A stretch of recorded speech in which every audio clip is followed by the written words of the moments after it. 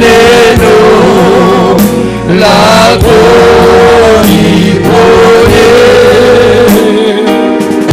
Wewe ni Bwana ponya maisha yangu. Wewe ni Bwana uniponya. Wewe ni Bwana mponyaji, ulituma neno lako nipone. Wewe ni Bwana mponyaji, wewe ni Bwana uniponya. Wewe ni Bwana mponyaji, ulituma neno lako nipone. Wewe ni Bwana mponyaji. Bwana, wewe ni mponyaji wa nyoyo zetu, ni mponyaji wa huduma zetu, ni mponyaji wa familia zetu. Wewe ni mponyaji wa maisha yetu. Na kuomba Mungu muumba wa mbingu na wa dunia, Baba ya Yesu aliyekuwa na Abrahamu, Isaka na Yakobo, Mungu wa Musa, Mungu wa baba zetu, tumenyenyekea mbele zako. Tumekuja kutafuta uponyaji wako. Tumekuwa katika hali ngumu, mateso magumu, na hata tumeishi katika mazingira mazito, lakini Baba, nakuomba tuhurumie. Hurumia watoto wako, nihurumie pia. Nishike mkono nikaweze kuongoza ibada hii kadiri ya mapenzi yako, na nikachika jina la Yesu Kristo naomba na kuamini. Salimia mtu mmoja, wawili, mwambie karibu sana kwenye ibada hii ya kuvuka mto Jordani. Mwambie tunavuka leo. Kama haujavuka leo, ndio tunavuka. Thank you. Thank you. God bless you. Ni asense ama ni essence ama ni sense? What is your name? Ni a ama ni e ama ni u? Anzenze. Anzenze. Yes. Unaishi Nairobi ama unaishi kule kijijini? Nakuru. Nakuru. Yeah. Si uhamie Nairobi? Utashindwa kulipa rent? Ama mke yako huko? Ako Nakuru. Ako Nakuru? Yes. Ningeomba sana utusaidie katika kuimarisha kazi hii ya Mungu. Sawa baba. Mungu akikujalia tu, kisikia una moyo huo, ningetaka uje utusaidie katika kuimarisha kazi hii. Sawa sawa baba. Sawa? Ndio. Yes, thank you. Thank you. Kila wakati lazima tuende tukiongezeka. Tafuta kiti hapa mbele hapa. Tafutia kiti hapo. Mweke tu hapo karibu. Masogea kidogo mtafutie kiti hapo. Asante sana kwa kuitikia. Najua uko busy, uko na shughuli nyingi, lakini watakujalia, tutasukuma, tutafanya mahali Mungu atatusaidia, because hii kazi si ya mtu mmoja, ni kazi ya kila mtu wa mahali nipatie hai. Ni kazi ambayo tunahitaji kusaidiana, maana hakuna mtu mmoja anaielewa. Hii kazi unaona tunafanya ni kazi ilianzishwa na mwenye kuianzisha yeye tu ndiye ako na programu, imetoka wapi, imefika wapi. Na ndio nakuta utakuwa na rafiki huyu mnafanya kazi na yeye leo, siku nyingine 2-3 unapata kuna mwingine ameongezeka kulingana na hitaji. mahali uliingililia kwenye ministry hii, uliingia wakati wako. Bwana Yesu asifiwe sana. That was your time. Otherwise the ministry was there. Even before me, the ministry was there. But you joined us at the time that God wanted you to come, because that is the time that God wanted you to, well, God wanted to use you. Bwana Yesu asifiwe sana. It is all about God using us. You surrender because we are a vessel, and you surrender without a condition, and you let God use you because you are just a vessel. Bwana Yesu asifiwe sana. Tumeona vitu vingi vimeketendeka. Kuna watu saizi wamelazwa kwenye mochari. Kuna watu saizi kwenye vitanda wamelala. Kuna watu wengine wako kwenye safarini. Kuna watu wengine wako sehemu mbalimbali. But still God is God. Bwana Yesu asifiwe sana. So it is very important for us to understand this, that we are vessels, and a vessel, only God knows how to use it. Only God, not any personality. Now, when God has chosen you for a particular job, like how God called me to be the shepherd, I didn't question God, because I know God had a reason. I didn't want at any single day that sikuwa nafikiria siku moja nitashika microphone nihubiri. It is beyond understanding. Watu wanakutana na mimi. Kuna watu wengi wanaangaliaga YouTube yangu, si eti kwa sababu wanataka kusikiliza mafundisho. Wanaulizana, "Oyo ni ulia? Huyu ni yule?" Kwa sababu tulikuwa tunasema Yesu ni kamwizi kabao, ni mtoto ya maraya. Bwana Yesu asifiwe sana. I hated this man. Niko namuita mwizi. I used to shout hapa OTC hapa chini na pale Riverside tukiwa na gonya wakakonya. Tulikuwa tunasema Yesu ni mtoto ya maraya. Kwa hivyo ni kamaraya hata hako. I never thought that one day I would preach this man. So God has a program. And this program, it does not matter kule ulienda, kule utaenda. When you are not in the program, when the time for the program that God has arranged for you, when it is not yet, you cannot do it until the time ikifika. Nobody will make you do it. You will do it. I haven't gone to school to be taught how to preach, but I preach and many people listen. I was just speaking to my spiritual father as I was driving. I was coming nikiwa kwa ofisi, and then he would tell me, "Naangalia, I'm watching you." Kwake kwa nyumba, he told me, "I'm watching you." He's listening to me. He's my spiritual father whom I'm supposed to listen to. Na mimi pia nilikuwa namsikiliza, na yeye ananisikiliza. Na akaniambia, "Hii material unatoaga wapi?" Mimi nikamwambia, "Na hii material yako na wewe unatoaga wapi?" Bwana Yesu asifiwe sana. Hiki ni kizima. Chota maji yako ukunywe, acha mwingine naye achota maji yake. Bwana Yesu asifiwe sana. And I am happy to see you. I'm sure we had tulikuwa tumesteleza kidogo na kesha, kwa sababu hatukuwa tukiitilia mkazo sana. But from today, let it be tuweke mkazo. Hii ni ya katikati ya mwezi. Ya katikati ya mwezi tulisema ni ya nini? Kesha ya katikati ya mwezi. Hello, tulikuwa hapa nikiwaambia. It is about repentance and going back to God. Nayo ya mwisho ya kule kuanza mwezi ama kumaliza mwezi itakuwa ni ya Thanksgiving. That's the time you come with your thanksgiving. We come and tell God, "Thank you." Bwana Yesu asifiwe sana. Ya hapa katikati ni ya kutafuta Mungu. Hata si mahubiri mingi, ni ya kusurrender, total surrender to God. To surrender and let God do his purpose. Let God do his will in your life so that we can be able to stand. This church is being waited for by millions and millions of people around there. You cannot afford to lose this opportunity. This is a gracious opportunity that God has given us. So the calendar will be marked. Kama ingine ni Saturday, Sunday, Friday ndio itakuwa karibu na mwisho ama mwanzo. The next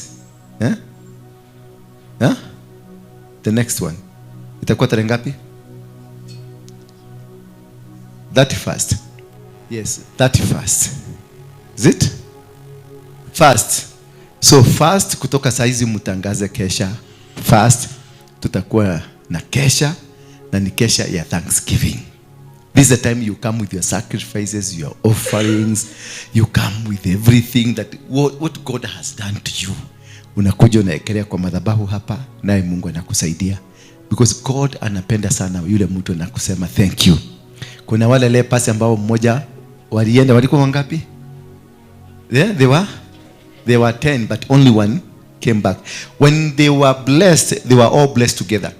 Una wakaenda, but one came back to say thank you. What happened to him? He was made whole. So thanksgiving makes you whole. Makes you become the completion of the plan and the work of God. So learn to say thank you. Learn to come back to the altar. Tell God thank you. This is the meaning of the Kesha. Just coming to sanctify yourself and place yourself a vessel ready to be used by God. And surrender in totality. Don't do anything because you want to gain anything from God. We don't worship God because of what He's giving us. We worship God because He is God. And forever He is God. And if you change your attitude to worshiping God because He is God, you will never lack anything. Because when you lift your God high up, God comes automatically without you asking. When Solomon was asked by God, what do you want me to do for you? Then he started praising God. He lifted God. He told God, thank you for even making my father and fulfilling the promise you promised my father, that you will make his child become a king. Thank you because of giving my father life and the position to rule over this nation. Thank you, Father, because you are great. God came back again and told him, because of you did not ask for anything, I'm going to give it to you. Just because of lifting God. Just let us worship. Let be a church that worships. Let be a church that really seeks God. Not because we want to be healed. Not because you want to be delivered. Not because you want to be somebody. Because deliverance is supposed to come automatically if you worship God. Because no demon will hang around you. No powers will hang around you. Nothing will be able to fight you. But when the presence of God is around you, you become fiery and everything runs away from you. Thank you very much. God bless you for today. God bless you also tomorrow. God bless you the day after tomorrow, next week, next month. And as we approach the end of the year, we are going to still worship God. Not because of what He has done to us. I normally say, even if He rejects me, I'll still worship Him. Hata akinikataa, bado nitasimama nimwambie wewe gai. Mwadhani ya gosho. Leo I know saizi mmekuwa contaminated. Kuna watu hakulala jana wakiangalia impeachment, na wengine wameshikwa na husuni. Nilikuwa kwa ndoto nikaona watu wengi wameshikwa na husuni, wanashindwa what will happen. Let me tell you one thing. I've always told you here that this is not about Gachagua. This is not about Ruto. This is not about Kedeke and whoever. It is about powers of the most darkest places. And this is not a local battle. It is an international battle. It is only they have chosen Kenya to be the ground for the battle. But because the mistake they did is to have chosen Kenya to be the battle for their fight, because they are going to lose it. Bwana Yesu asifiwe sana. Whatever the parliament was doing in the night, they are going to lose it. Whatever they hatched against this country, they are going to lose it. Because there is law in this country. There is law in this country. And this country cannot be taken to the dogs. Cannot be set up for the dogs to grab. God is going to place back the law where it belongs. We are not supporting anybody. We are not for Gachagua. We are not for Ruto. We are not for Raila. We are not for anything. But what we are for our God. That Kenya is a platform of the revival of the gospel of Jesus Christ. And that is the main reason Parliament stayed until midnight, just to cancel the revival. That is the wrong. That is the reason today, a day we normally don't have parliament. They were in parliament 7 a.m. The motivation, it is to cancel the revival. So let us pray for the revival. Let us pray for what? For the revival to come. Because that is what they wanted to institute, a government, a system where it can condone the worshiping, condone LGBTQ, condone anything that can stop the worship of God. And you remember very well, they had started very well with the church regulations until when the president went to AIC Miliman just last week, and they said, no, I won't do it. We are not going to fight the church. But it was a cunning move. They wanted to finish this battle fast. Then they get, because they found we cannot do two battles.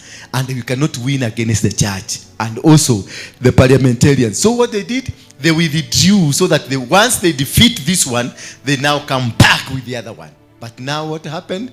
God is going to embarrass them. God is going to embarrass them. God is going to cause so much pain to them until if they will not going to surrender to God, they are going to surrender here down. Therefore, that's a message of God, that this is a country that nobody can be allowed to joke with. And whoever that is doing this should stop with immediate effect. And if it's a president that is doing this, he must stop it, and he must know that there's a rule of law. Because how do you explain to people? The other day, we changed the constitution so that a president can be sworn in between 10 and 2 p.m. in the broad daylight after some days when he was declared to become a president. Now, how do you dare sign a gazette in the middle of the night? A gazette notice in the middle of the night. It's as if Kenya is expiring. Surely. And the person who signed is Ndura. The other day he was championing for the change of the constitution, and he was calling all manner of things that the constitution must change and must be upheld and must be protected and must be defended and must be this. And he's the one who took that thing to be signed in the night. Midro, wakati kila mtu anangorota. Are we dying? Is Kenya dying? No. What was the hurry for? It has been stopped by the court. So Kidiki is not the deputy. And they had planned that Kidiki is going to introduce the president huko kwa sherehe za madaraka. Ni madaraka manini? Sasa Ruto ata-explainia wa Kenya nini? Sincerely. There are people that mislead our president. Na angalia wakati huyu Raila aliingia kwa serikali. Mnakumbuka? Ya Uhuru. Uhuru alibehave ni kama mnyama, hataki kusikia mtu, hataki kusikia nini, alikuwa naona tu baba, mpaka akaanza kumuita baba. Angalia mzee tena ameingia kwa huyu kijana mwingine. Na yeye kijana amegeuka. He does not listen to anything, to anybody. You saw they were in parliament impeaching a person who belongs to another party. They were the one quoting Bible verses. Mulisikia Urego akiquote Bible. Urego was quoting a Bible verse. Now I was asking myself, si angetumia hiyo wakati kupreach the word of God. Akwoti hii Bible watu waokoke. Akwoti hii Bible watu wa change. Akwoti hii Bible Kenya ikuwe mzuri. Akwoti hii Bible Kenya ikuwe revived. They were quoting a Bible when somebody is sick. Indeed, Geshagi alikuwa sick, alianguka. Alibebwa na ambulance, akapelekwa hospitali. Anybody can be sick. Na wanasema hata kama amemusiki hii mambo lazima iendelee. How are we dying tomorrow? Are we to die today? Was Kenya being fooled? Ilikuwa inafugwa ama Radlord alikuwa pale nje akitaka kufuga Kenya? Sometimes unajua watu wengine mnasemaka ni siasa, tusiongee siasa kwa madhabahu. Lakini this is not politics. This is about common sense. Hao ni wazee wakubwa, matubo kubwa. Signing a gazette notice usiku. What for? Convening a parliament a day that is not supposed to be convened. Sasa walikatwa, waliambiwa msiende safari. Sasa wamemaliza, hawana kidiki na wameambiwa waende ni 2 months, ni 2 weeks. Recess ya 2 weeks. Waende. Hawana vice president, hawana deputy. Gachagua sahi magari nimeona ikikibia kwake kurudisha security. Sasa unaona aibu. Wametia president wetu aibu. Na hiyo ndio madhabahu tunazungumziaga. Madhabahu ambayo yanadhalilisha nchi. Because whatever they have done, the heavens are not happy. Because this is a man that is elected. This is any man that is holding a position. Ni Mungu amemuita hapo. So this man has been misled to make decisions that are not godly. So what will happen to the nation Kenya? Kenya will be punished because of his deeds. Kenya will face challenges because of what? His deeds. When a king becomes rogue, then God moves out. When a king worships God and leads people to God, and the abundance of the love of God comes back. Now the king is rogue. The king is receiving. Imagine the flags were prepared. Did you see? The flags were prepared in State House and everything was there, awaiting for the swearing, only to see a letter from the court. Mr. President, you cannot swear anybody. Angalia hiyo humiliation. It's bad. And the Constitution of Kenya says, once the Senate has impeached the deputy president, then it will take 14 days for verification and also for 30 days for the swearing. So we had all 30 days. But you decide just to put the president into shame. Who is this that is finishing our president? What this kind of an altar that is destroying our presidents? Because this is not Ruto, I know. This is not the Ruto, the government we elected. There is somebody behind to bring down this government. So whoever was the mover of the motion is not the people who moved it, but another force from somewhere that moved it. And that is why I'm calling. I just decided to say this because I want you to just pray for this nation. After I finish the sermon, then we get deeper to pray for this nation so that we can destroy this demon. Remember on Sunday we had a service here, and the service was praying for this nation. Sindio? And the plan has been scattered. Okay? This plan has been what? Scattered. Their plan has been scattered as we declared here. Now we must scatter the plan of the devil against the country. Because whatever they are doing will affect you. Whatever they are doing will affect our generations to come. Whatever they are doing, they will affect the land of Kenya. Whatever they are doing is a mark to destroy the plan of God. And the devil is capable of destroying. Why do you sin? God did not make us to sin. God did not produce us to become sinners. But what happened is that the devil came and altered the plan of God in you. That is why you became a sinner. So the devil can be able to change a destiny. The devil can be able to destroy the plans that God has for you if you allow the altars of the devil to come and dominate you. So we will be praying for this nation. We'll be praying and fasting for this nation until Kenya is back. Remember we went to Babadogo. What was happening in Babadogo? We said bringing what? What was the theme? Was the theme of the crusade? Yeah? Yeah? So were we together in the crusade? Were you in the crusade? What was the theme? Wabana. Bringing what? Back to the will of God. Repositioning Kenya. Back to the will of God. Back to the promises of God. Back to the plans of God. Back to everything that God wants. And that is, as they started the impeachment, we also started the impeachment of heaven. And the impeachment of heaven is so cruel that it does not respect anybody. And that is why you can see they are put to shame. Because we started earlier than them. If we can continue that, and then we have many people praying, and many churches praying, and many individuals on it, then we are going to nullify every evil plan against this country and raise up a country that is respected in the spiritual realms. Si tupigie nchi yetu makofi. Na madhabahu yoyote ambayo yameinuliwa against this country, yote yaporomoke in Jesus name. Bwana Yesu asifiwe sana.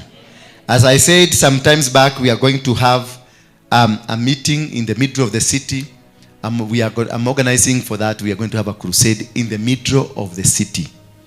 Tutaomba marathon, wanafuka barabara, hata sisi watafuka barabara tuhubiri Mungu. Sidio? Watafuka barabara tuvuje madhabahu yote.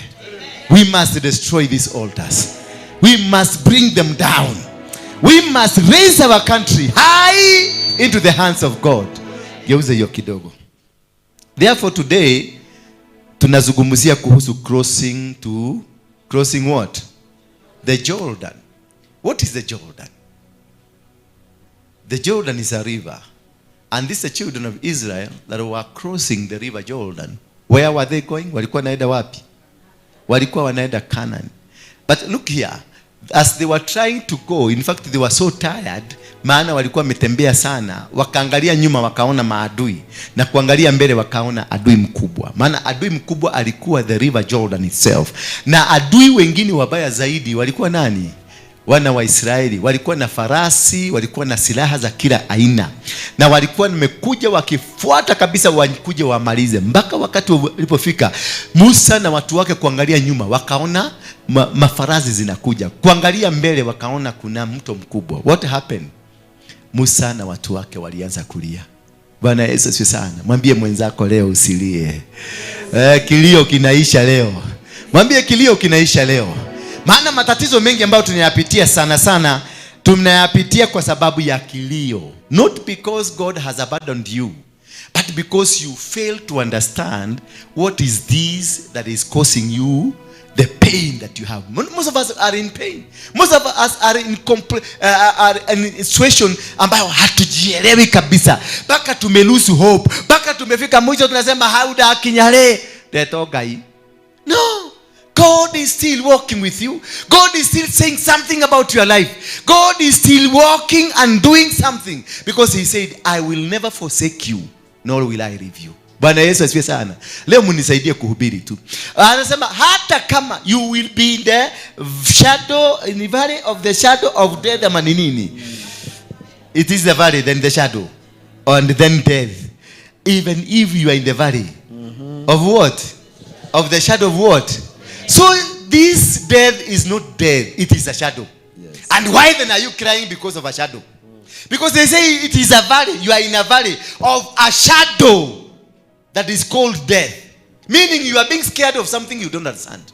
You are running away from an enemy that you don't understand. Because the children, as they were about to cross, that is when the enemy appeared. As you are about to go and receive your blessing, ndio na maadui wanatokelezaka. When you find that you are almost there, ulikuwa karibu kuvuka, ndio unasikia kuna kitu kimetokelezea cha kukuzuia. When you are about to board an airplane, ndio unasikia shosho wenu amekufa. When you are about to receive the blessing, when you are about to get that opportunity, the job opportunity, ndio unasikia kuna kitu imetokea. Sasa you have to go and attend this. Na ukirudi unasikia kazi tulikukoja sikubiri, kazi imeondoka. Bwana Yesu asifiwe sana. People lose opportunities not because they intended to lose the opportunities, but something just happened about there until God comes to intervene to save you. Sometimes if God does not come, you just get lost. Unapoteza. Ulikuwa umefanya kazi mzuri, ulikuwa umekaa vizuri, ulikuwa umekaa na doa mzuri yako, ulikuwa umekaa virgin. Sasa wakati ule sasa you are about to get the right man, ndio unapata kimdosi fulani kiko na Range Rover kinakudanganyiriria, unaenda ukiendaga virginity yako inapotea, na umekaa miaka 30 ukiwa clean. Unabia kwa na mtu unasema I am saved. The Bible says, not touch the anointed. Siku ile kinajema kinakubeba anointed inaenda. Ndio naanza sasa kuregret. After that's unaanza kuregret na ulisa. I stayed all this long time only to lose it. Bwana Yesu asifiwe sana. Most of us have lost businesses not because we were supposed to lose the businesses. We lose businesses because something was timed to cause us lose it. That is what I want us to discuss. That which comes just immediately when you're about. The children of Israel had triumphed. Walikuwa wameshinda vita. Walikuwa wameshinda kila kitu. It was just a walkover. Only as they kuteremka mlima hivi, wanaona nini? Wanaona mto ndio ile pale. Kukaribia mto wakijaribu ukisema labda tutapata tumaye kanyaga kuangalia nyuma, wanaona machariot na wanaona majeshi inakuja kuwamaliza. Bwana Yesu asifiwe sana. So analiuza kabla tuvuke tuteremke ile mlima, na si mlima ya Kenya. Kabla tuteremke ile mlima, tuuguze hiyo mlima. Hawa watu hawakuwa. Lakini baada ya kugusa mlima tukiteremka, wameona mto. Wakaanza kulia. Wakilia mpaka Musa mwenyewe akaanza kulia. Mungu akakuja akamuuliza, "Wewe Musa, nikigira kulilia?" Na akamwambia, "Hapana, si wewe utaona. Wewe una macho, uone venye watu wanakuja huko, na uone hapa hakuna mahali sisi tunaenda." Wazee wengine wakakuja wakamuuliza Musa, "Wewe uliona na akili yako, utulete hapa, tukuje tukufie hapa. Yaani ulitaka kutuambia huku hakuna kaburi, si ungetuacha huko?" The Egyptian mentality ikaikia. That is what causes you to suffer. That Egyptian mentality. Mentality ya ukopo, mentality ya kusubaa, mentality ya kujiona, mentality ya kuona ni kama ni wewe, mentality ya uoga, mentality ya madhabahu ya kwenu. That is what caused them to cry. Because they had seen Moses doing miracles.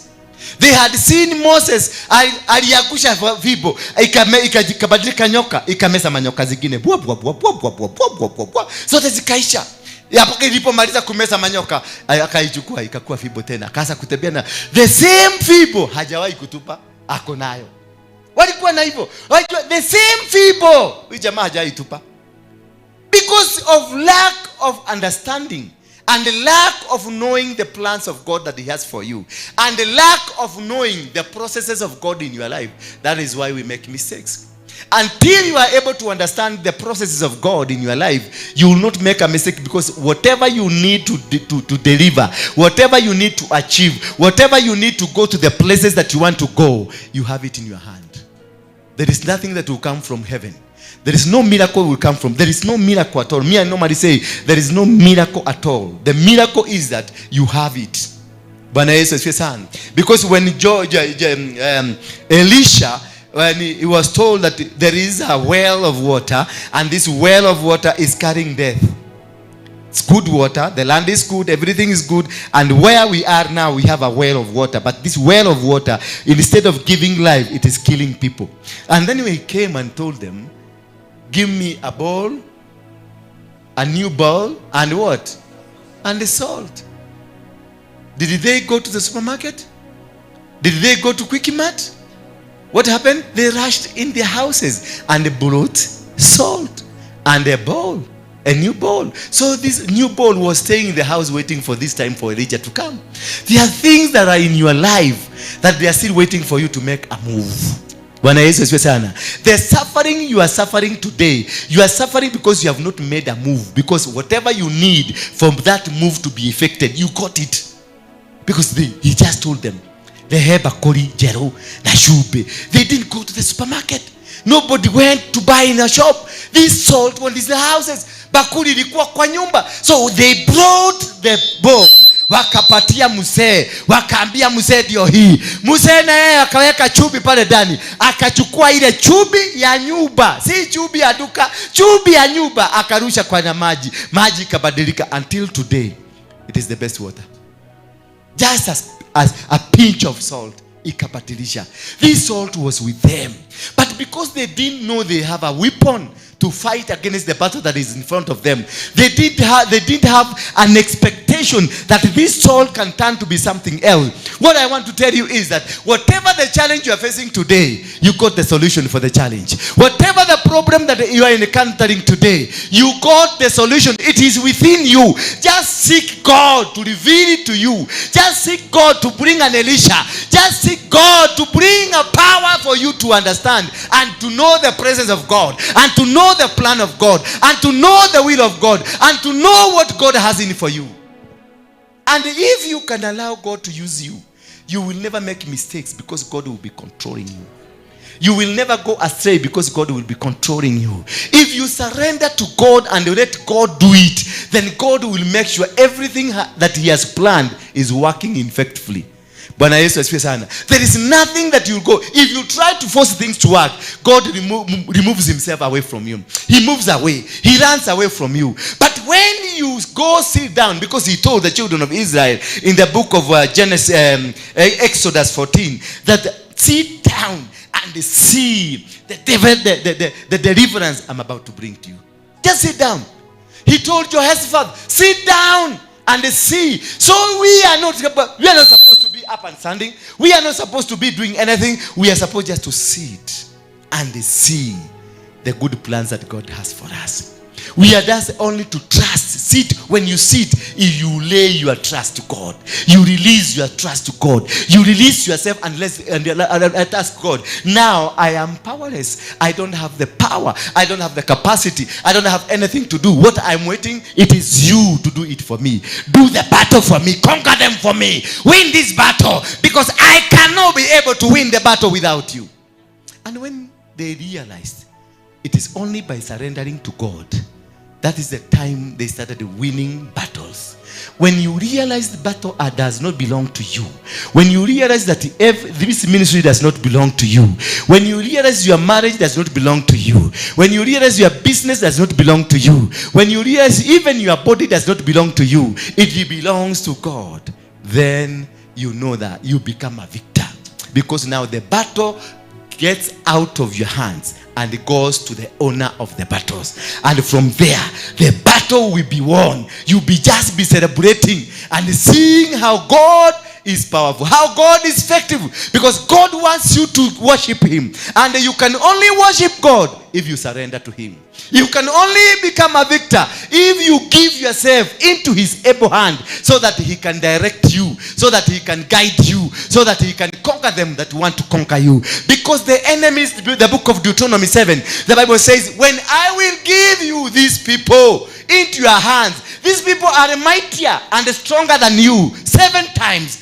You have to wait until I hand them over to you. And when I will hand them over to you, what will you do? You shall surely destroy them after they are handed over to you. So the battles we are in, it's battles you can never win. You cannot win. By your education, by your experience, because you've been to church many, many years, because you come from a strong family, because you come from a background that is strong, cannot help you win a single battle. Our battles are won in the presence of God by surrendering and letting God do the will, His will, and letting God do the battle. Even if you sleep, mama, we are still going to preach this, because this battle must be won. Even sleeping, this is a battle that must be conquered. Being unhappy is a battle that must be conquered. Being not in the position where God has positioned you is a battle that must be conquered. We must conquer these battles. We must win these battles. We must be successful effectively. Bwana Yesu asifiwe sana. Let us look at the book of Leviticus. Is it Leviticus? Yeah, Leviticus 17 from verse 1 to 9. And then we shall be proceeding, because today I'm discussing about madhara yatokanayo na dhabihu mbaya, because that is what will cause you not to get into your Jordan. Leviticus 17 from verse 1. Go on. Because we need to understand, what is this that normally causes you to stumble? Ask your neighbor, what is this that causes you to stumble? When you are about to get there, you just stumble.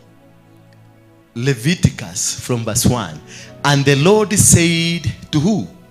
To Moses. What did He tell Moses? And He told Moses to speak to his brother. Say to Aaron and his sons. Is it Aaron his brother? Yes. I say to Aaron and his son, and to all the people of Israel, this is the thing which the Lord has commanded. So there is something that God has commanded in our life. We need somebody to help you to know what is this that God has commanded. Because if you don't have somebody to guide you towards winning a battle that God has commanded, it means you're going to stumble. If any man of the house of Israel keeps an ox or a lamb or a goat in the camp or kills it outside the camp, what will happen? And does not bring it to the door of the tent of the meeting to offer it as a gift to the Lord before the tabernacle of the Lord, blood guilty shall be imputed to that man. He shall shed blood, that man shall be cut off from among his people. So what does that tell you? That if you do sacrifices that are outside the house of God, those acts, those sacrifices will cause you to suffer.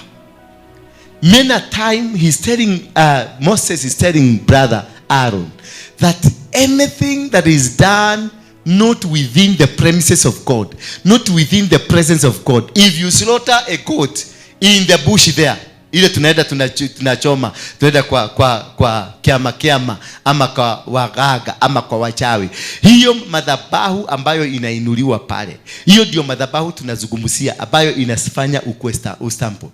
Hiyo ndio madhabahu tunazungumzia. Yaani madhabahu ilifanyika, ilichijwa, busi ilichijwa, kondoo ilichijwa, kuku ilichijwa, hata puda ilichijwa na ng'ombe zilichijwa. Whatever that happened na ilifanyikia huko, si kwa nyumba ya Mungu, basi hiyo si dhabihu ambayo inaweza kukubalika. Na hiyo dhabihu sasa imeinuliwa iinue msingi wa kupigana na maisha yako. Bwana Yesu asifiwe sana. That is why we get saved. Tumeokoka, lakini kwa wakati tuliokoka ndio shida zilituanza. Wakati tuliokoka ndio matatizo imeongezeka. The more we go to Cathedral for prayers, ndio unakuta matatizo ndio inaongezeka. The more you go to Heaven's Gate, karibu kwa Kemani, kwa sababu Kemani yako juu, ndio unakuta matatizo ndio imeongezeka na imeongezeka sana. Why? Because kuna dhabihu iliinuliwa kule kwa kichaka ambayo mpaka sasa iko na legal rights. Bwana Yesu asifiwe sana.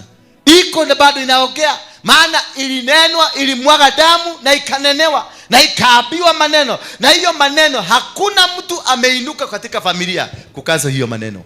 Ndio unaona uokofu uko nao, kanisa wewe uko naenda vizuri, Biblia unaijua kutoka Genesis to Revelation, lakini matatizo ile uko nayo, hata shetani anasemaga huyu sijui ni nini namsumuaga, maana hii si ya kwangu. Bwana Yesu asifiwe sana. Unajaribu kuondoka lakini hauendi. Unajaribu kusimama hausimami. Unajaribu kufungua biashara haifanyiki. Unajaribu kufungua huduma, nothing is happening, but you are saved. Hakuna makosa umefanya. Haujajikuta kwenye matatizo aina yote ile. Haujajikuta, haujafanya usherati, you are clean. Haujatukana mtu, you are always holy. Bwana Yesu asifiwe sana. Mtu akikutukana na kuambia Bwana, unamwambia Bwana asifiwe. Hallelujah. Well, you have never been involved in altercation with anything that is wrong in the kingdom, but nothing is working in your life. No transaction, no heavenly transactions that are happening. You are just stagnated. You are just held back. What they say, and the last line said, he has shed blood, and that man shall be cut off from among his people. Bwana Yesu asifiwe sana. Hiyo ndio inaitwa the spirit of rejection. Ndio unapata watu tuko na hapa kanisani, lakini vituko viko na watu ni masegenyo, ni kupigana, ni kusema hii. Yaani hakuna story nyingine. Unakuta mtu ani mshirika wangu mzuri na rafiki yangu, lakini ile story anapatiana huko ndio opposite mimi. Ubaya wangu, usherati wangu, maneno yangu, vile naenda, vile nakaa, na ni mshirika na kija Bwana ni agoshwa mwadukata ya Ngai. Ndaigo kumunyihira, ndaigo kunyenyekea, ndaigo kaharuruka, ndaigo kwenyukaga mahende nigetha. Sasa unashindwa, huyu mtu baka ushuhuda ili anatoa, unaisikia, unaona imetoka, si kutoka kwa matumbo, imetoka kwa roho. Haikutoka kwa mahori, imetoka kwa roho. Lakini ukirudi usikilize ile story yako ameongea kule nje, unashindwa, huyu ni yule tulikuwa tunaongea na yeye ama ni nani? Huyo mtu ni madhabahu inazungumza ndani yake. Hata mkiishi na yeye miaka milioni 1, hakuna siku atabadilika, ataendelea kukua mchawi wa mdomo. Lazima ataongea ubaya yako. Hata umupatie nini, onoge muheki, bado hata ukate mguu hii umuongezee akuwe na miguu 3, bado ataongea ubaya yako, bado atakusaganya, bado atasema ulifanya, bado atasema unataka kuoa, bado atasema unataka kufanya, bado atasema wewe ni msherati, bado atasema wewe ni nini, kwa sababu hiyo ni Shetani. etheini wake. Na ni urogi weke wetheini wake. Ni madhabahu alikatwa, maana kwao kuna madhabahu iliinuliwa huko siku za zamani, na hiyo madhabahu hakuna mtu ameinuka kuinyamazisha. Bwana Yesu asifiwe sana. So si yeye ni hiyo madhabahu iko ndani yake. Hata mkikaa na yeye miaka milioni 1 bado atakuchapa, lakini mkikutana anakutolea weira monyoroko sana. Heavenly bound, weira wake ni heavenly bound.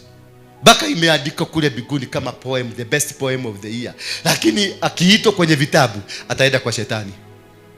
Kwa nini? Kuna msingi ambao uliinuliwa kwake. Ndio nasema turudi verse 1 kwanza. Turudi verse 1 of the same.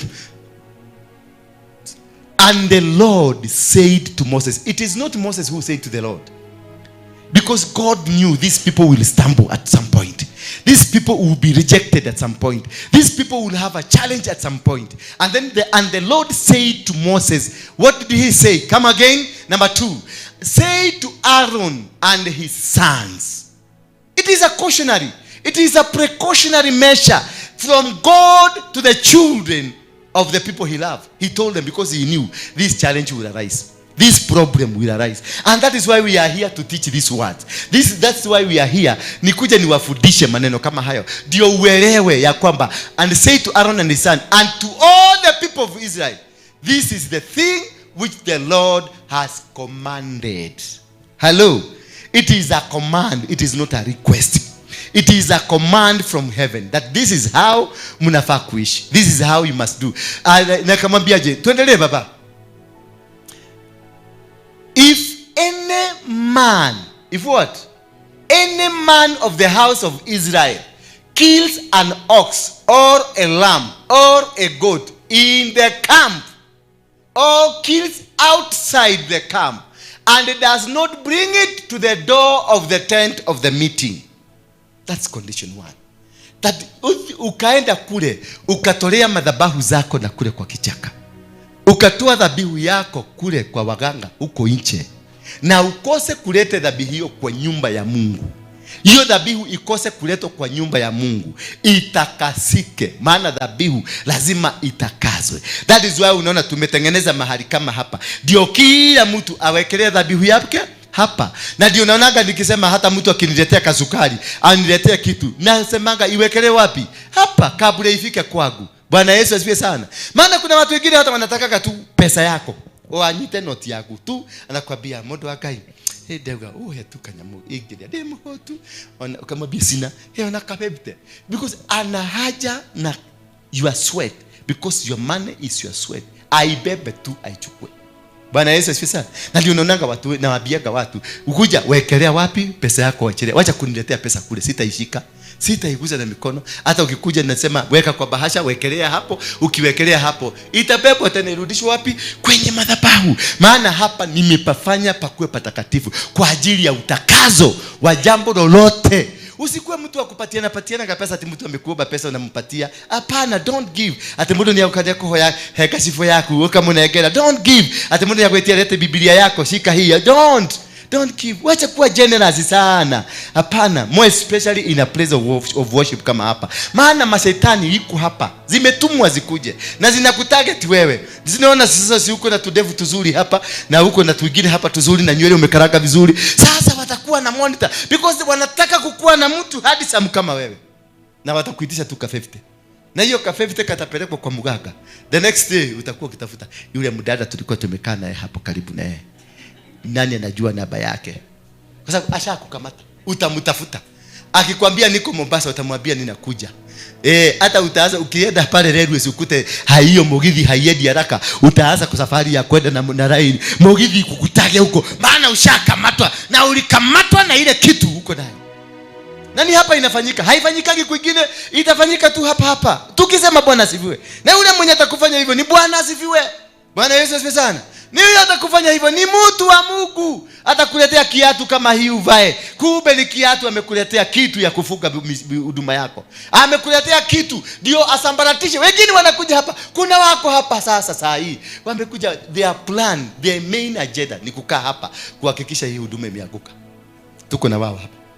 ako na plan na anajaribu, anaroga huyu, anaroga akiona Nancy ndio ako juu, ndio ako karibu na apostle, anaenda anaweka kwa poison. Akiona sasa wewe unaanza kukua, simesema huko ukikuja sasa utasikia kuna watu watakwambia hey bwana sifiwe, uimbaji wako na nibariki sana.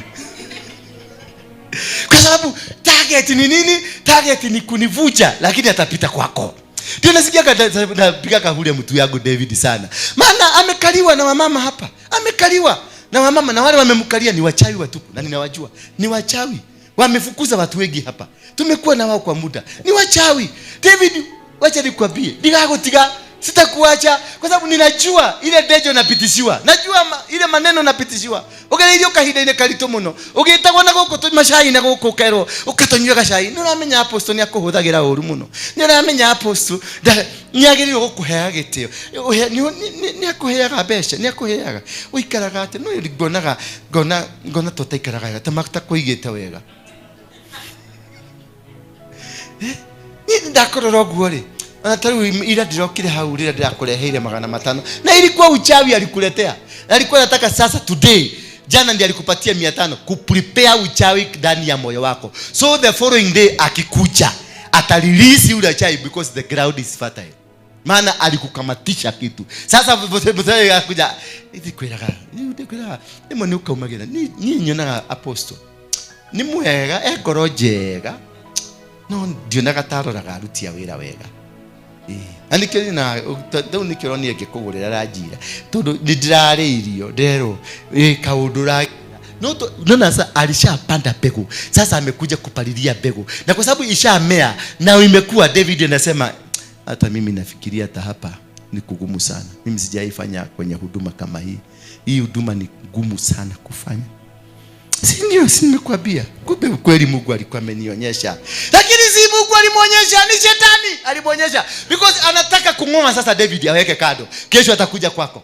Hey, wewe wako. Kumba rĩrĩa wokire gũkũ. Kĩgoco nĩ kĩagĩrire mũno. Najigua. Ndio nginya uinaga nginya roho agaikuruka. Nginya mpaka unaona anateremsha. Ile roho inateremka hivi. Unaona mpaka venye anafanya. Venye roho inateremka na kugusa, anaenda na kunyogea pale. Anakuta kijamaa kama hiki kinakuja. Anashika pole anaweka pole poison pole anagusa, anaenda ananyogea huko. Baka wakati atakutana na apostle sasa mwenyewe anamwambia jeshi yako iko wapi? Daya naruka. Lakini mtu huyu akikutolea ushuhuda, nasi wito agekorutira wira, you see God, oh baba richenderere rikata yala na mazenda yaka. Kumbe ni Saitani imetumwa ikuje isambaratishe. Inatumwa ikuje kwa ndoa yako. Mimi nilikuwaga na bibi yangu wakati nilikuwaga na bibi. Msiniulize ni lini. Na msiniulize ni bibi na bagapi. Sasa siku moja kimama kilikuwa kinatembea na bibi yangu. Nikamwambia hiki mama, hiki bibi si kizuri hiki. Hii ni nyoka. Akaniambia gai. Ukienda gajere nao. Na nilikuwa ni mwani kwa duna wale aruga magana hizo kinya ni intercessor. Yameno nenyo keno ti intercessor. This is a snake. Wakati nilikuwa pale, sasa sitaki kumwambia alinivugia jicho. Si unaona kwa sababu nitaonekana mjinga. Lakini kimama wakati alienda kuleta chai kwa kitchen kurudi, already kimama kilikuwa kinishandipatia namba. Na kimekaa chini. Na kinaanza bana, kule kulikuwa na TV inaiba nyimbo mzuri za Kikristo. Ile nyimbo ilikuwa huko ni ile ya worship ya Kikuyu, ile ya ndani. Haya matioe. Kumbe anasema haya matioe. Matitamburaga atumia. Ati atumia goat. Matitamburaga haya matioe. Nikamwambia mama, huyu mama, wewe ni nyoka. Sasa sitaki kumwambia already niko na namba, maana hata kubaliana na mimi. Because hawa anawezaje kukupatia namba? Wewe unaweza kunipatia namba kabla sijakuitisha? Hapana. Sasa mimi nishapata namba, niko nayo. Na sitaki kumwelezea niko na namba, maana ataona ni mimi niliitisha namba. Sasa mimi nikakuwa in a trying moment. Mama ni mzuri, najua sijaokoka. Mama ni mzuri. Ukiangalia sura ni mzuri. Kwa hivyo mwanaume mwenye hajaokoka anaweza kuchukua haraka haraka. Lakini nikajiuliza, this is a friend of my wife, a close friend.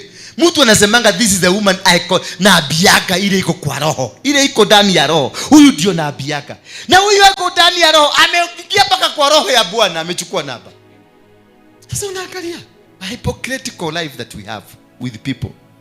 Sasa mama, nikajaribu kutafuta kambinu, na namwambia to this woman si mzuri. Akaniambia hapana, wewe acha kuchukia huyu. Unajua mimi najua roho yako haipendi watu, more especially wanajiita wa Kristo, maana wewe ni wa mkeke. Lakini please baba, alikuwa ananiita baba. Please baba, of all the women I've ever had, sijai kuwa na mwanamke mzuri kama huyu. Very righteous, very good, very supportive. Yani hata tunaendaga kwa mlima tunaomba mpaka Mungu anaharuruka. Kai. Sasa nikasikia I'm completely defeated. Mpaka sasa nikajua what will I do? Kwa sababu nataka kuambia huyu bibi yangu, ino ni nyoka. Na kwa sababu hajajua hii ni nyoka na inataka kumuuma, nikapaga mpango. Nikaambia bibi, si ukibie pale chini uninunulie kadi ya Safaricom ya 500. Nilijua 500 kuipata, siku tuko tunaishi Kongo. Kupata 500 lazima uende Kongo town, na sisi tuko tunaishi huko chini Juango. Sasa nikamwambia kibia na gari, na kwa sababu kuna mtu nataka kupigia simu ako Amerika. Sasa nikampatia gari. Nilipompatia gari nikaambia kimama, amechomoka, twende bedroom. Wewe ingia bedroom, nakuja. Mimi am good in that. Nikaambia kimama kikaingia bedroom, dakikaenda haraka ndio tumalize kabla hakuje.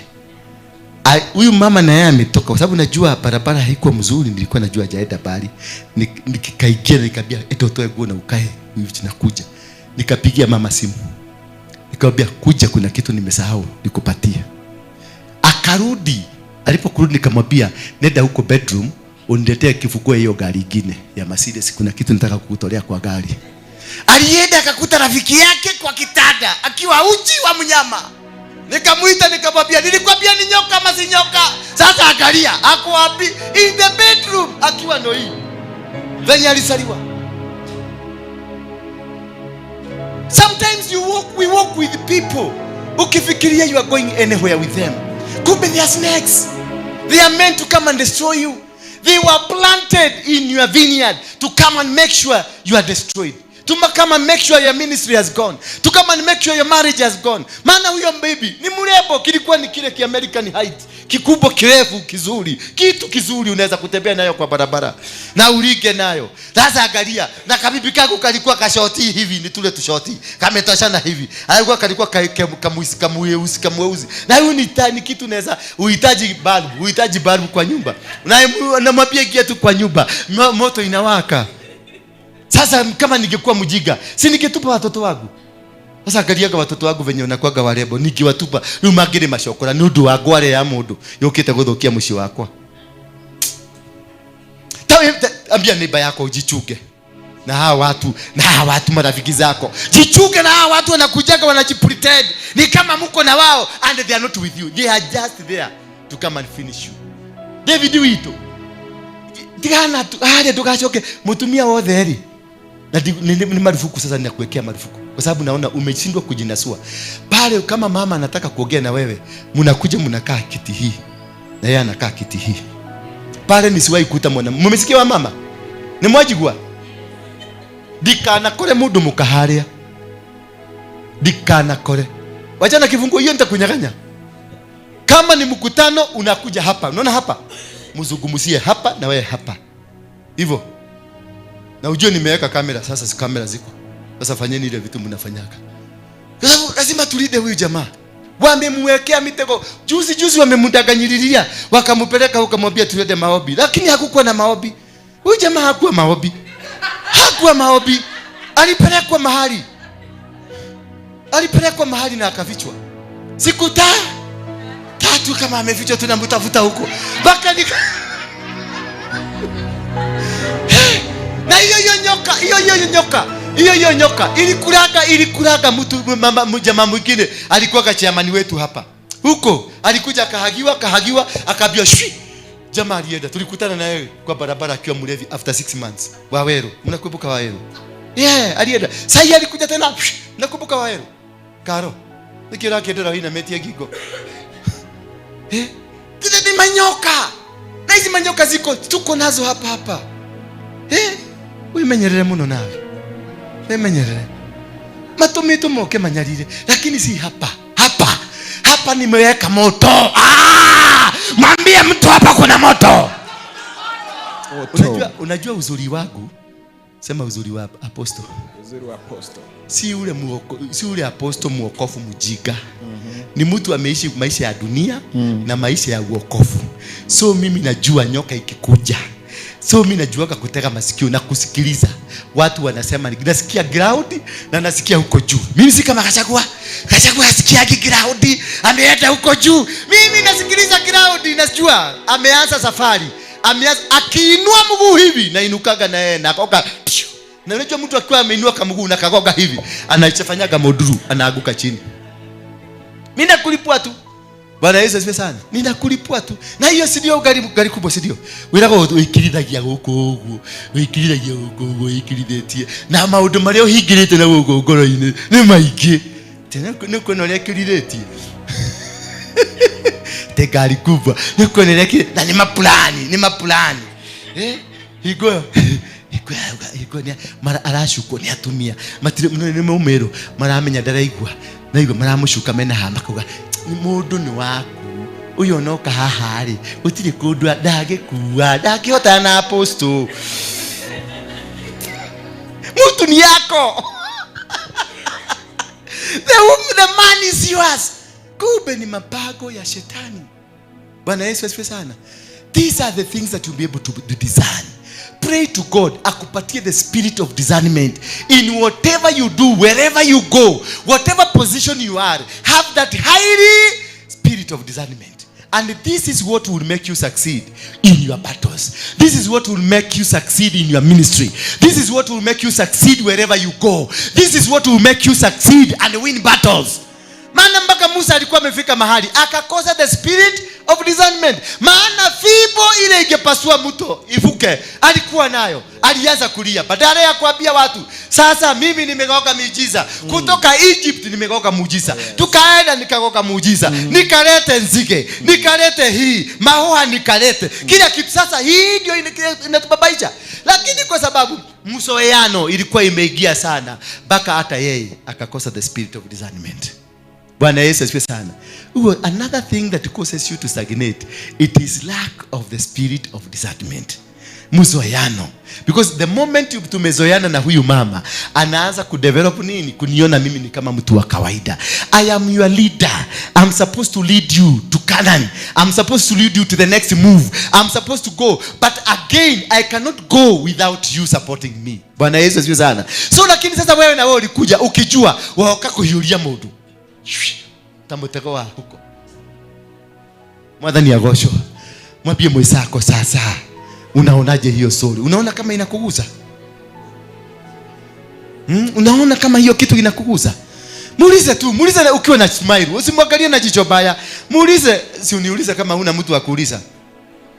Niulize kama una mtu wa kuuliza. Niulize tu kama inaniguza. Uliza. Unasikia Soni? Wewe niulize. Sana.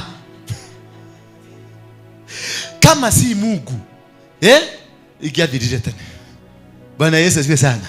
But the good thing is that the Bible says where 2 or 3 are there in the name of God, God is there. So nakutaka kuna watu 2, 3, 4 hapa ambao bado wanasimama na mimi wananiombea nasimama. Bado nasimama. Inakuatia?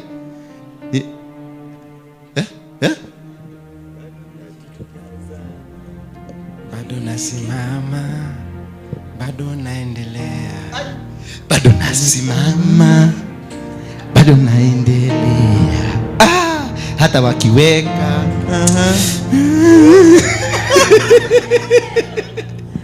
Bwana Yesu asifiwe sana. Hallelujah.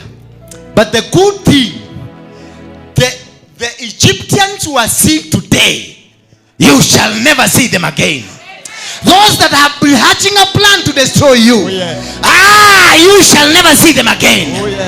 Daudi wito rara utari kindu gya kuria, usikubali hako ka 500. Jifuge kabisa. Wioya no no hejete wiohe tu kavoheje makeria wetige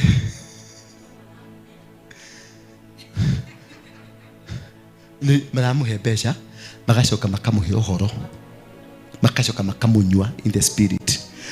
Ukimuhe irio ri tau nderire karo ekerire David kure mathiko-ine irio ata imanire nani ndacomokari David areja na thani acaragia mundu wa kuhe ngimuona David kuja rudi huko tondu horo aheto horo ndaibeti uguo takiura kuhonio matuhuhu murenda kuraga mwana uri onge niki kuhonio matuhuhu ginya makira sino na venye uko hadisa huko kwa pesto ukitoka by the time huko ndokero ume guko ni uria ukukora wonete thina nana ugiuka huko ithe ndurari mundu smart unaona ginya gakuo kuhe 5,000 thio kanyu kagure gakuo kuna niko ni pesa cia ngoma. Wachana na pesa zao kabisa. Ndironirio ureheirwo ciringi 5,000 na gatakati gauga 5,000 ri harare kanyoka kanini urekera mbeca muhuko kanyoka kau kara ikurukire ndikwenda kwaria haraka kararumire higiro nyumba ikifungwa kuje kutukana na wewe kwangu. Umesikia? Kana umaskini yako. Wachana na hii pesa za hawa watu. Wamekutega. Wanataka kukumaliza. Na ndio wewe nataka. Shiko, Shiko. Uone wengine ni ale shiko.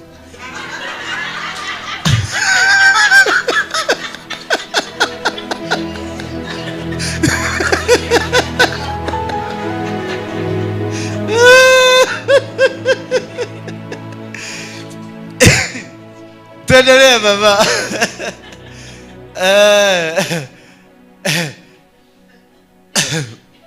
Si tulisoma hii inaangalia tusome kalendika ya mwisho kanasema and tusome ya kwanza hiyo and does not bring it to the door of the tent of the meeting to offer it as a gift to the Lord before the tabernacle of the Lord. Blood guilty shall be imputed to that man. Blood what? Guilty shall be imputed. Yani guilty ya blood shall be imputed to that man, so that he has shed a blood, and that man shall be cut off from among his people. So the intention yao yote ni wewe ukuwe cut off. That's the intention. Ile plan yote wanakuwaga nayo ni kukulega wehere cut off. Ukikatua off sasa wanaanza kuleta maneno. Sasa wanasema tulisema huyo dagi karagoko. Tulisema huyo hawezi kukaa. Huyo dagi ya muka. Dagi turagite dagi ya muka. Na ninyo mwamuhorera muiretu ginyathi. Ninyo mwamwira maundu ginya matuhu aguruka. Wameenda. Bwana Yesu asifiwe sana. Tuendelee 5.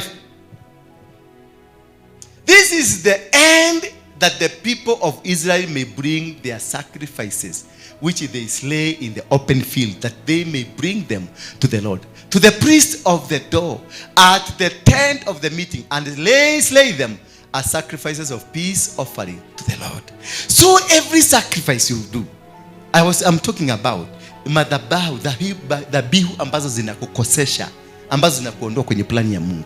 So this kind of a sacrifice ambayo unaitolea na huko kiujaja. Mpaka hata kuna zingine zilikuwa zinaletwa hapa. Sio kama mlijua kuna dhabihu zilikuwa zinaletwa hapa. Kumbe dhabihu, unajua nimefundisha na mambo ya madhabahu hapa na kutoa dhabihu. Kumbe kuna mtu nimekufundisha umechua. Sasa unanikuja unakamata. Kuna wengine wanakujaga kunikamata na hiyo dhabihu. Nimekufundisha mambo ya kukamata kitu, ya kushika kitu, wanakujaga hapa. Hola mashandala la mosekete. Anawekelea sadaka. Kumbe hii sadaka. Na mimi si niko hapa. Niko hapa na hubiri. Na sadaka imewekwa wapi? Kwa miguu hapa. Na imenikamata. Sitanikamata tu. Kwa maana amewekelea kwa madhabahu. Ndio uliona nilikataza watu kuja kularara hapa. Maana walikuwa nakuja. This is my man. Rimai kanta yaraboshe. baba ninamkamata. Na anakuja kunikamatia tu kwa miguu. By the time nikimaliza kuhubiri hapa nikienda huko, ninahitaji kitu ya kunipepeta. Maana joto imejaa kwa mwili. Maana nilikamatiwa wapi? Hapa. Sasa hiyo ndio unaonaga tunaweka kimutu kama hiki kisura baya kinakaa pale. Ndio akikuangalia hivi unarudi nyuma. Basi mapasta wengi wanaagukaga made. Sade baka made. Ni kwa nini? Ni zile vitu walirushiwa hapa.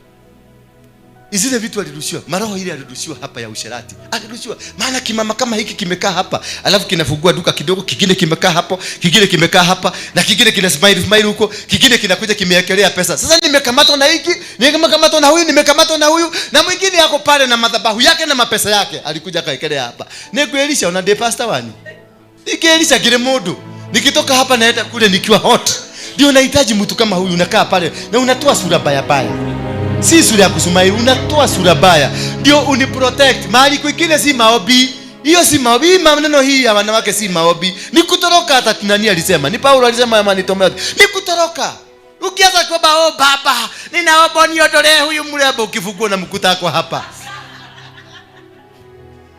Vitu zingine ni kutoroka na kuweka mtu strong, anakaa karibu. Ndio azuie. Na ukiona sasa enough unafukusa. Na pia kwenda. Unajua atakuja kuniambia wewe ni mbaya. Na mimi namwambia, usho ndio yake da kumuikata roshio. Lakini si alifanya kazi jana. Tena kesho utamkuta. Ni adrama nyanikiaje kete. Draigwa kumuikata kasho katadevia kohoya kumuikata. Ni ukienda ukisema nani manajua huyu ni adui na kaso maobi yako yote. Najua jaba imefanya kazi. Bwana Yesu asifiwe sana. And that is how to win. How to cross over to Jordan. Sometimes we are struggling to win battles. Sometimes we are struggling to be in our marriages. Sometimes we are struggling to be in businesses, and these things are not working. Every time unaanza kazi na unaanza miradi, umeomba kabisa na unasikia uliomba. Ndiraho ile wira. Yaani mpaka unasikia ndani yako ukitoka Heaven's Gate. Kitu kinakwambia milango imefunguka. Kitu kinakwambia. But the day utaanza kazi ya kufanya, yule shetani wa kwenu anasimama. Maana alitolewa ngobusi. Kuna busi ilitolewa. Na sasa kwa sababu hizo busi zilitolewa, ndizo zenye maneno huko.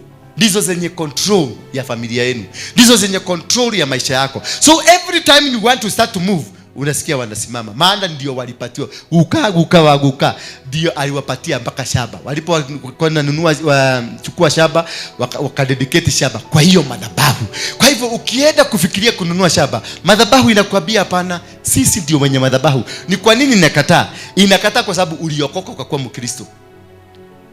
Na madhabahu ambayo inazungumza ni ile ya Gomi. Bwana Yesu asifiwe sana. Ile watu wamekufa. So wakati umeokoka ndio unakuta watu wengi wamekuwa maskini baada ya kuokoka.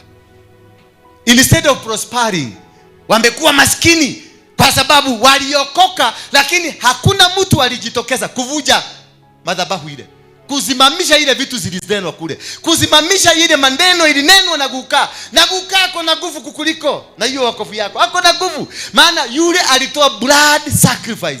Wewe ni maneno tu mingi na kafe vitakakuekelea hapa kwa sababu ya ile umaskini yako nayo. Busi ile na si moja amekuwa akitoa baada ya miezi mitatu, baada ya miezi minne, baada ya mwaka wanatoa na zimetolewa kitambo siku nyingi.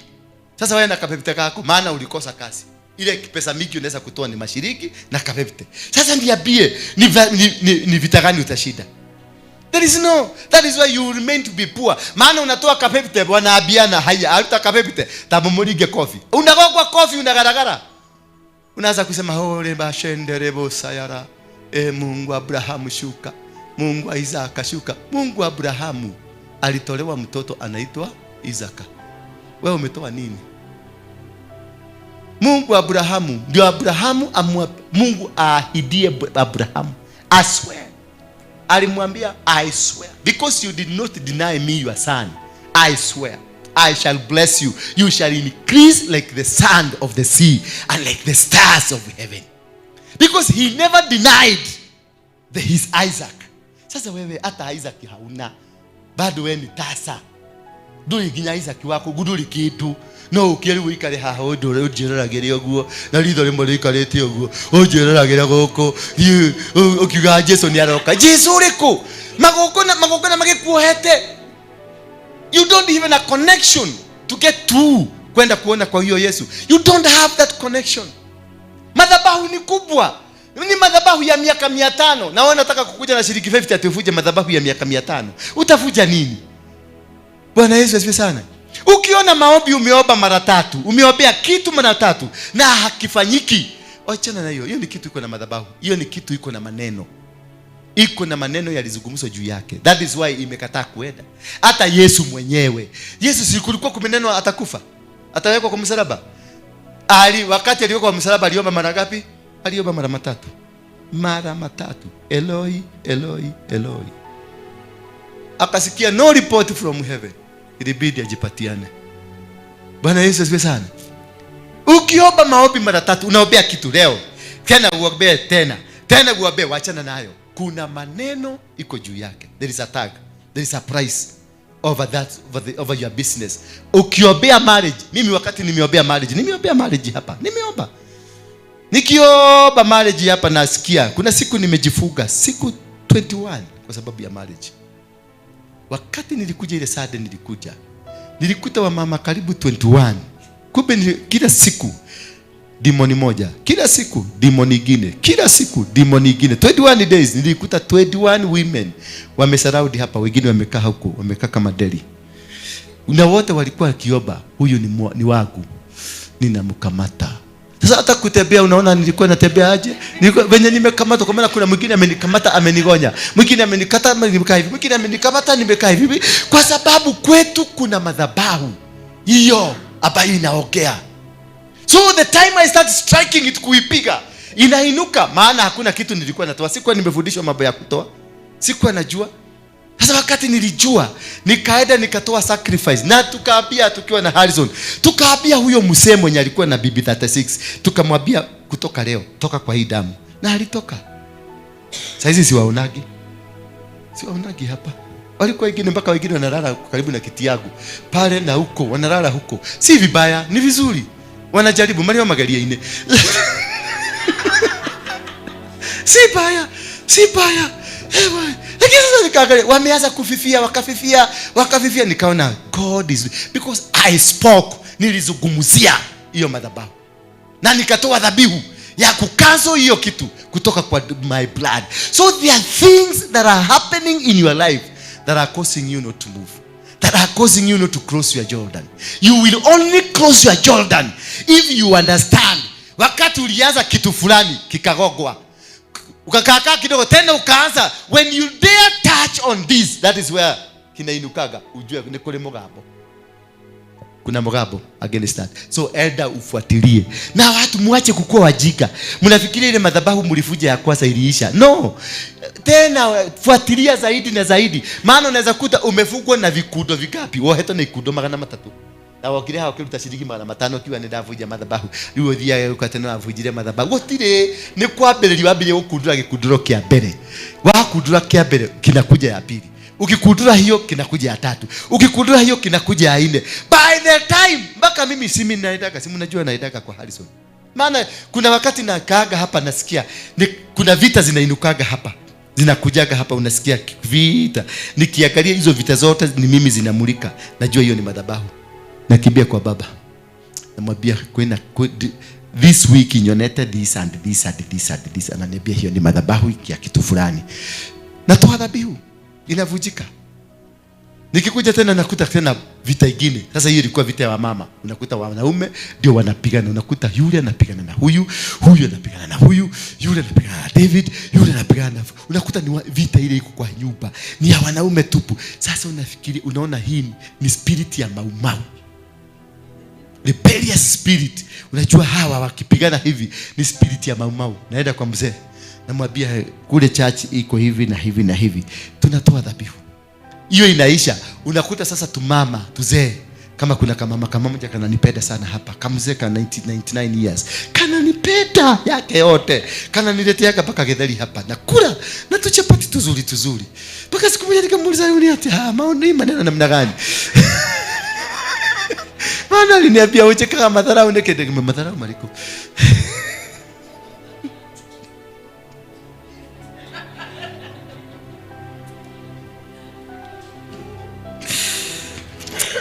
Oyagera ya apostoma.